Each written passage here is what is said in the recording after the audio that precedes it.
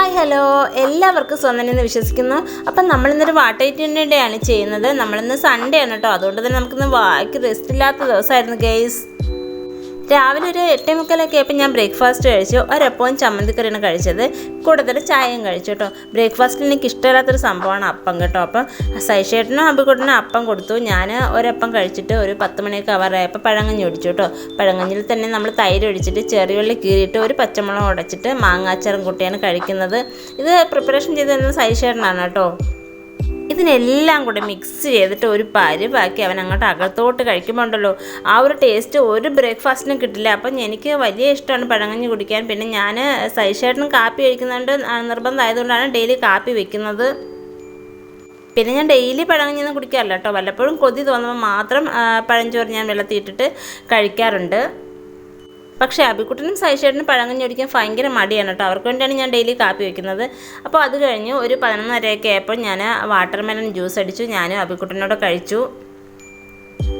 അങ്ങനെ അത് കഴിഞ്ഞു. പിന്നെ നമ്മളിന്ന് സൺഡേ ആയതുകൊണ്ട് അന്ന് ബീഫാണ് എടുത്തത്. അപ്പോൾ ബീഫിൻ്റെ കൂടെ തന്നെ നമ്മൾ മരച്ചീനി ഉണ്ടായിരുന്നു. നമ്മൾ മരച്ചീനി കറി വെച്ചു. പിന്നെ മാങ്ങാച്ചാറുണ്ടായിരുന്നു. പിന്നെ സലാഡ് ഉണ്ടായിരുന്നു. അപ്പോൾ ഇത്രയാണ് ഉച്ചയ്ക്ക് കഴിച്ചത്. 1:30 കഴിഞ്ഞു ഞങ്ങൾ ഫുഡ് കഴിച്ചപ്പോൾ.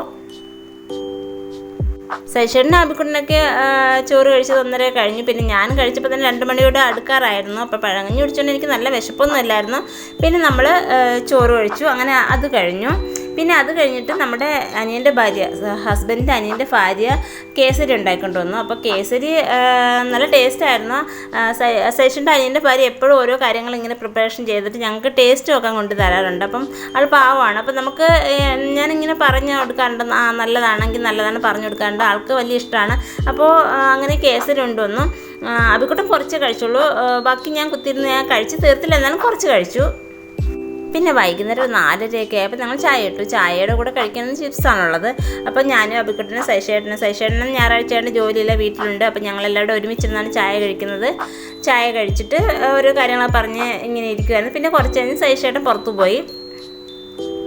ആ സമയം നമ്മൾ ചായ കുടിയൊക്കെ കഴിഞ്ഞിട്ട് ഞാൻ പിന്നെ എഡിറ്റിങ്ങും കാര്യമൊക്കെ ആയിരിക്കും, വീഡിയോയുടെ കാര്യങ്ങളൊക്കെ ആയിരിക്കും. അത് കഴിഞ്ഞ് സൈഷന് പുറത്ത് പോയിട്ട് ഒരു 7 മണിയൊക്കെ ആകുമ്പോൾ തിരികെ വന്നപ്പോൾ ഉണ്ട് ഐസ്ക്രീം മേടിച്ചുകൊണ്ട് വന്നിരിക്കുന്നു. അപ്പോൾ അമ്മോ എനിക്കിനി ഒന്നും കഴിക്കാൻ വയ്യ. ഞാനും അബിക്കുട്ടനും ഐസ്ക്രീം കഴിച്ചു. ഒരു 7 മണിയൊക്കെ ആയി ഐസ്ക്രീം കഴിച്ചപ്പോൾ. പിന്നെ നമുക്ക് ചോറ് കഴിക്കാനുള്ള ടൈം 8 മണിക്കാണ്. അപ്പോൾ 8 മണിയായപ്പോൾ വിശന്നില്ല. അപ്പോൾ ഞങ്ങളൊരു 10 മണിയൊക്കെ ആയപ്പോൾ ചോറ് കഴിച്ചു. അപ്പോൾ ഇന്നത്തെ വിശേഷം ഇത്രയുള്ള ടാറ്റ.